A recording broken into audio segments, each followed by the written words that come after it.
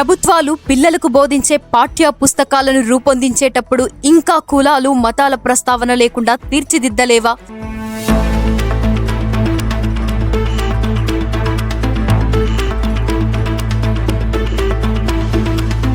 శాస్త్ర విజ్ఞానంలో దూసుకుపోతున్న ఈ కాలంలో కూడా చిన్న పిల్లలకు మనిషి గురించి చెప్పే ముందు అతనికి కులం గురించి చెప్పాల్సిన అవసరమేమిటి?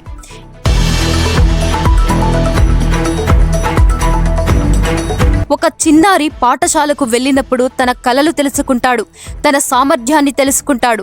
కానీ అతనికి తన కులం గురించి తెలుసుకోవాల్సిన అవసరమేమిటి?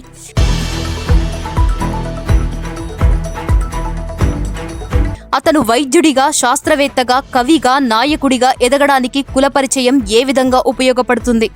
వాల్మీకి గురించి పాఠం చెబుతున్నప్పుడు ఆయన రామాయణం రచించిన మహాకవి అని చెప్పడం సరిపోదా? వాల్మీకి బోయవాడు అని ప్రత్యేకంగా ఎందుకు పరిచయం చేయాలి?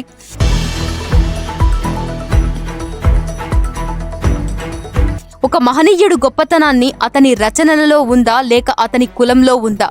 వాల్మీకి గొప్పవాడు కావడానికి కారణం ఆయన బోయవాడు కావడం కాదు, రామాయణాన్ని సృష్టించడం. అంబేద్కర్ గొప్పవాడు కావడానికి కారణం ఆయన ఏ కులానికి చెందినవాడో కాదు, ఆయన ఆలోచనలు. అబ్దుల్ కలాం గొప్పవాడు కావడానికి కారణం ఆయన మతం కాదు, ఆయన విజ్ఞానం. అయితే ఎందుకు మనం ఇప్పటికీ వ్యక్తుల గొప్పతనాన్ని వారి కులంతోనే పరిచయం చేస్తున్నాం?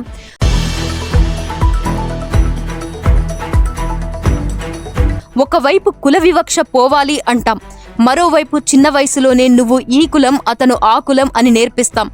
విభజనకు మూలమైన గుర్తింపు ముందుగా పరిచయం చేసి తర్వాత ఐక్యత గురించి బోధించడం వైరుధ్యం కాదా?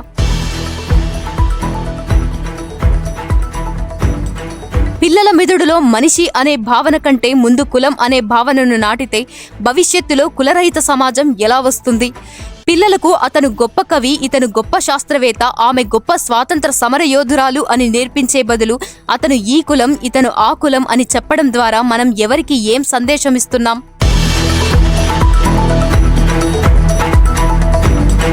కులం చరిత్రలో ఒక భాగం కావచ్చు, చరిత్రను తెలుసుకోవడం అవసరమే. కానీ ఒక వ్యక్తి గొప్పతనాన్ని అతని కులంతో కొలవడం అవసరమా?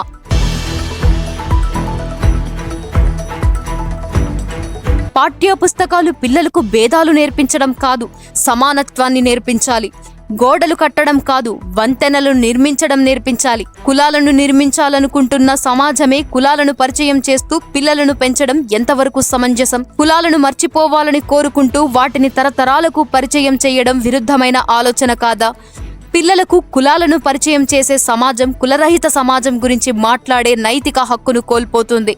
ఎందుకంటే కులాలు పెద్దవాళ్లు సృష్టించినవి కావచ్చు, కానీ వాటిని తరతరాలకు కొనసాగించేది పిల్లల మనసుల్లో నాటే ఆ మొదటి పరిచయమే.